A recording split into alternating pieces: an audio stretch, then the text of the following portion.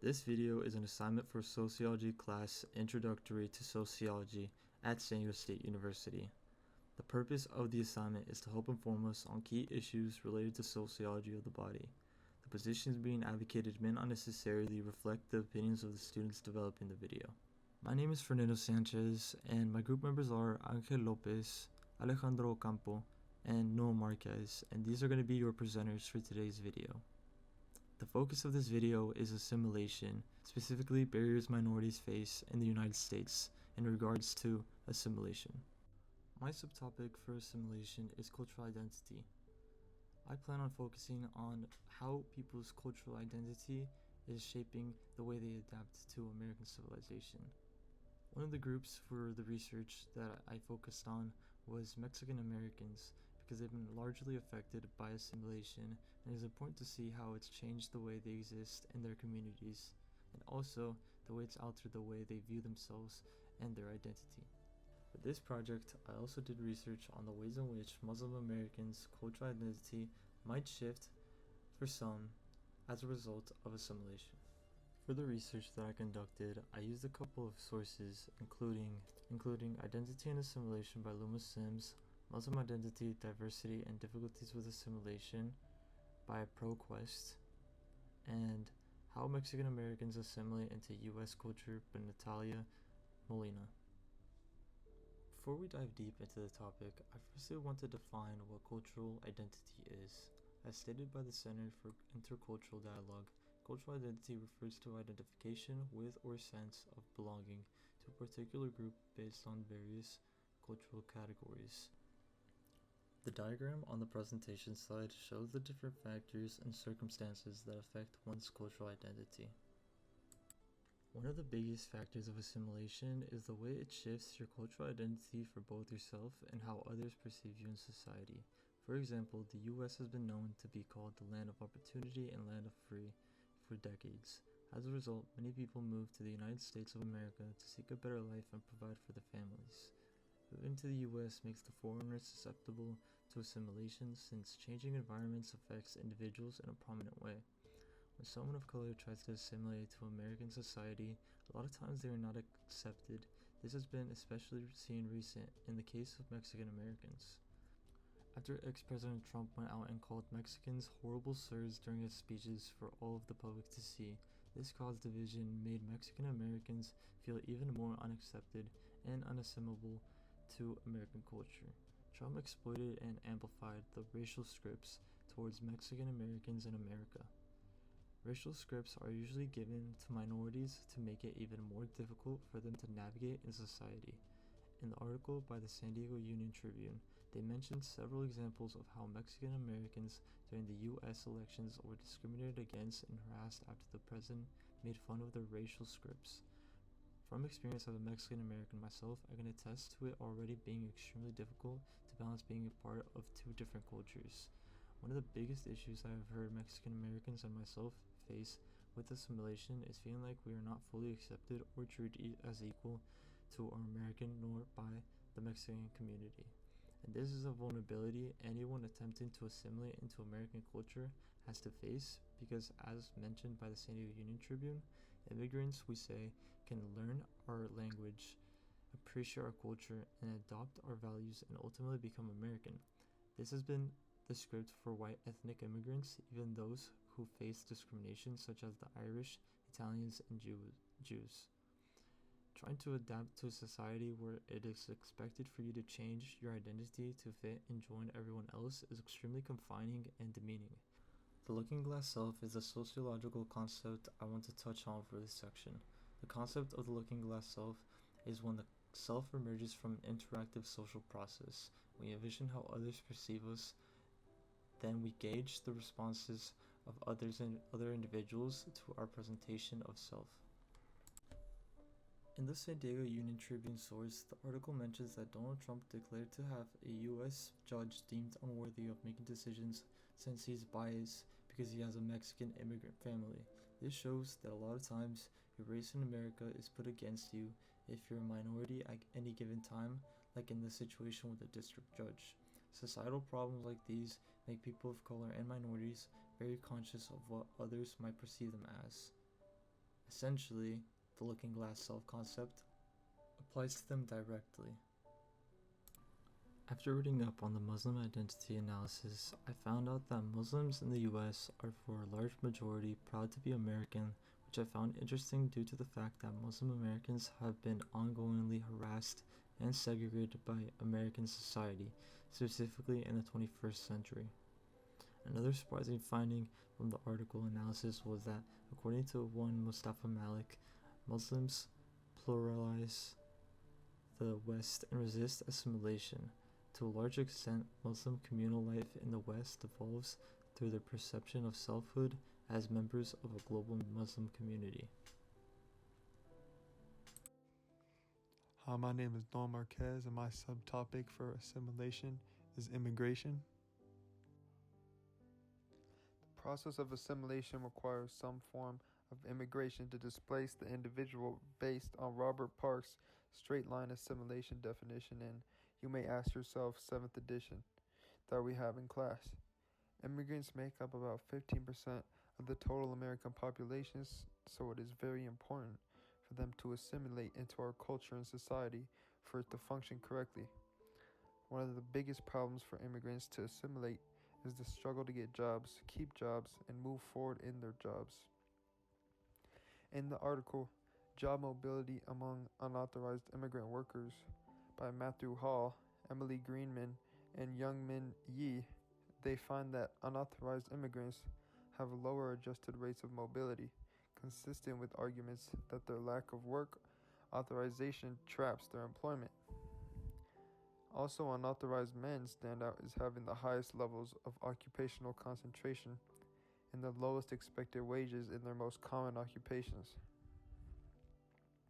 What is even more jarring is that in the article they found that the top jobs, female natives, especially whites, are more likely to put them in public view, like as a cashier or salesperson, more than the female immigrants. Status of womandata.org follows this problem with immigrant women in their article, Spotlight on Immigrant Women. In the article, it references a concept we learned about in the textbook in class, the glass ceiling. The textbook defines this concept as an invisible limit on women's climb up the occupational ladder. This article points out how immigrant women are less likely than U.S.-born women to work in managerial or professional occupations and disproportionately represented in service occupations, making it very hard for them to assimilate. My name is Alejandro Campo, and my subtopic for assimilation is redlining. In October 1929, the United States stock market experienced a crash that led to economic hardship across the world. Unemployment reached record highs, foreclosures went up, and the American people were forced to line up for food. In order to mitigate further economic downturn, the U.S. government implemented various social programs by President Roosevelt known as the Great New Deal. The goal of the government was to get people to work through programs such as the WPA, Works Progress Administration, TVA, Tennessee Valley Authority, and supported worker unions. The WPA program provided jobs for infrastructures such as schools and bridges. The TVA was another way to provide employment to the residents of Tennessee and provide electricity through the construction of dams and hydroelectric plants.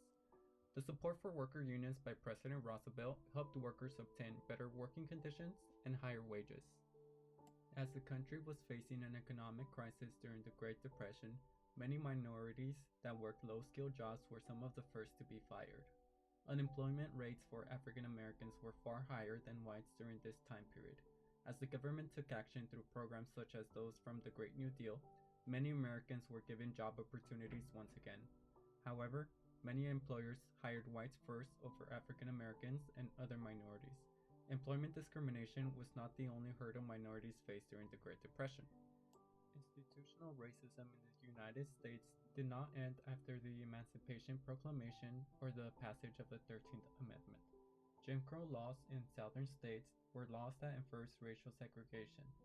It outlawed interracial marriages, segregated classrooms, restrooms, buses, and also prohibited blacks from renting in predominantly white communities. Jim Crow laws also made its way into the Great New Deal. In order to secure the passage of Social Security, President Roosevelt needed the support of Southern Democrats. As a way to gain their support, the president excluded agricultural and domestic workers from obtaining benefits. The majority of these workers were African Americans and other minorities. Other ways that the federal government discriminated against minorities was through redlining. The Homeowners Loan Corporation was an agency responsible for mapping neighborhoods based on riskiness. Although the use of properties, age, and price were taken into consideration, so were racial factors such as neighborhoods' percentage of minorities. Redlining is a discriminatory practice by which banks, insurance companies, refuse or limit loans, mortgages, insurance within specific geographic areas, especially inner city neighborhoods. Redlining can best be explained through nativism. Nativism is the movement to protect and preserve indigenous land or culture from the allegedly dangerous and polluting effects of new immigrants. Nativism in the United States can be seen through the Chinese Exclusion Act of 1882. This act provided an absolute 10-year ban on Chinese laborers immigrating to the United States. Another form of nativism can be seen in Japanese internment bill. It forced relocation of Japanese Americans living on the west coast of the United States during World War II after the attacks on Pearl Harbor. It attempted to protect national security and avoid espionage or sabotage of national defense by Japanese Americans. Title 42 is another form of nativism. This Public Health Service Act was reenacted under the Trump presidency. Title 42 was used during the COVID-19 outbreak to deny entry to asylum seekers, specifically those coming from the southern border. Hello, my name is Angel Lopez. My subtopic for my main topic of assimilation is language. I will focus on language as a part of topic and incorporate the sociological concept of nativism. So to start off, I have two sources I used. Two different articles, one from a popular source called Linguistic Assimilation is a Xenophobic Aggression. Mexican immigrants are forced to adopt language as their main language. To adopt English as their main language. And this is basically an article that talks about xenophobia in America with young Americans not making it easy for others to assimilate with the cultural barrier. Then we have this peer-reviewed article, English gain versus Spanish loss, language assimilation among second-generation Latinos in young adulthood. And this is just an examination in the change of language proficiency among second-generation Latinos. So we do have the question of why is nativism a problem, or how does it have an effect on this huge idea of assimilation? So based on the narrow research conducted over the past several weeks focusing on assimilation of language, I, Angel Lopez, was able to derive a major sociological concept called nativism. And as quoted in the book we use for our sociology class, the definition of nativism is the movement to protect and preserve indigenous land or culture from allegedly dangerous and polluting effects of new immigrants. So after reading this definition, which has a similar meaning to that of patriotism, one can tell by the words of protect, as well as the phrase polluting effects, used to define nativism in the book cited above, that those who wish to defend their sacred language from being changed or modified by these unwanted aliens are stuck with an ideology that wishes to keep their language away from assimilating with other cultures or languages that these immigrants might bring. And by immigrants, I mean those with the ideology of nativism, call them aliens, but I'm actually referring to these immigrants that come into whatever area. So given this analysis of the definition presented, one can only imagine the unwelcoming open up given by those who only wish to conserve the purity of their culture and language through deterring. Those who only wish this are people with the nativism ideology, and they only do this because they think that it is right. However, they are not informed on as on how, like, for example, an immigrant society could contribute with their culture to their own culture. They do not accept this, so this is why this nativism ideology is hurtful towards their culture. So then we have this deterring assimilation, creating a consequence-like effect to those immigrants who only wish to assimilate to another culture, while we have this nativism ideology keeping these immigrants from contributing. We also have these immigrants trying to go into this culture and not being allowed because of these ideologies that are created. Although it is unlikely that immigrants move places thinking they want to contribute with their language and change a culture, the minimal change caused by these immigrants is viewed as a polluting danger to the culture of the ones who stand with the ideology of nativism.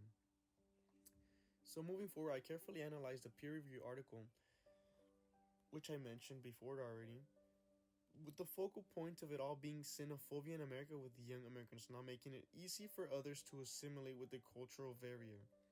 The constraints arise from this nativism mentality from young white Americans who fear that in order to protect their language and culture, they must pressure these immigrants to learn the dominant language in America, and in many ways indicate fear of what they might bring or anything that might be put into their culture, including language.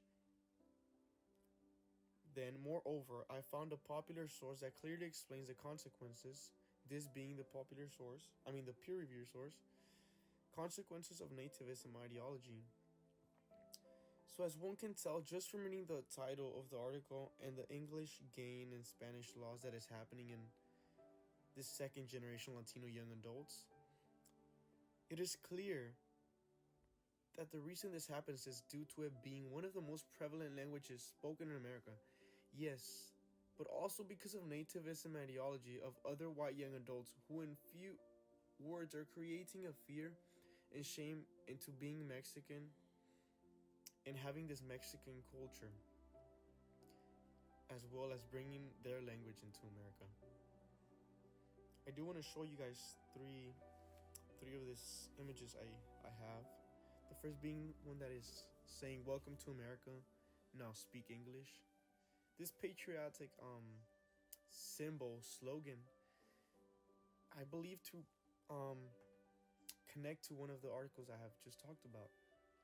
So I have this explanation right here on the side. Assimilation in itself is already hard enough. This slogan here is a visual aid to help us understand how hard immigrants have it when they come into a country where banners like these are made. Yes, many are made out of humor. However, many people actually have this nativist ideology, which makes it hard for immigrants to assimilate by being forced to speak a new language. So yes, we see how many people might use this as a joke, but then again, this is not a joke, because a lot of people do have this nativist ideology.